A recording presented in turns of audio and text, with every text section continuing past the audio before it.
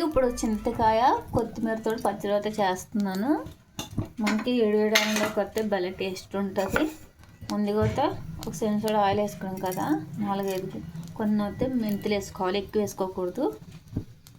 ఇప్పుడు వేగిపోయి కాబట్టి పచ్చిమిరపకాయలు ఒకసారి కలిపేసుకోవాలి. చింతకాయలు వస్తే ఇలా పప్పు వేసుకోవాలి, పప్పు వేసుకొని ఇలా పొట్టుతో వేసుకోవాలి. ఇప్పుడు అవి వేగిపోయి కాబట్టి చింతకాయలు కొత్తిమీర వేపుకోకూడదు. కొత్తిమీర కాళ్ళతో వేస్తున్నాను నేను, చూసారా? కాళ్ళతో వేసుకుంటే ఇవన్నీ కొంచెం సాల్ట్ వేసి మిక్సీ పట్టేసుకుంటామే. సాల్ట్ మిక్సీలో వేసుకుని కొంచెం చిటికెడు పసుపు వేసుకున్నాను. మిక్సీ పట్టేసుకోవాలి వాటర్ వేయకుండా. ఇప్పుడైతే తాలింపు అయితే కొంచెం ఆయిల్ వేసుకుందాం.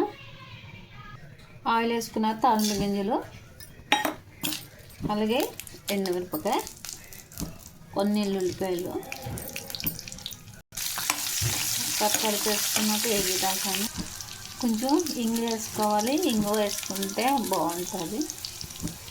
వేగిపోయింది కాబట్టి కరివేపాకు వేసుకోవాలి. నేను మిక్సీ ఆడుకున్నాను కాబట్టి మెత్తగా వచ్చింది. రోట్లో వస్తే కనుక పచ్చడిగా రుబ్బుకుంటే అది మనకి టేస్ట్ రాదు. ఇప్పుడు తాలింపు పెట్టేసుకున్నాం కదా, ఒక 2 నిమిషాల తర్వాత గ్యాస్ ఆఫ్ చేసుకుందాం. చింతకాయ కొత్తిమీర పచ్చడి అయితే రెడీ అయింది. చూసారు కదా ఎంత బాగా వచ్చిందో. వేడి అన్నంలోకి అయితే చాలా బాగుంటుంది. ఈ వీడియో నచ్చితే కనుక లైక్ చేయండి. ఓకేనండి. ఉప్పు అయితే సరిపోదు కాబట్టి నేను వస్తే మళ్ళీ సాల్ట్ వేస్తున్నాను. కొంచెం దగ్గరకు వచ్చి దాకించుకొని ఆఫ్ చేసేస్తాను గ్యాస్. ఎందుకంటే ఇదిగోండి చూసారా, ఇంకా కొంచెం దగ్గరకు వస్తుంది. పులుపు అన్నది ఎక్కువ ఉంది, కారం అన్నీ సరిపోయి. చాలా ఈజీ అండి, ఎవరైనా చేసుకోవచ్చు ఈ పచ్చడి. మనకి ఎన్ని రోజులైనా నిల్వ ఉంటుంది అన్నమాట.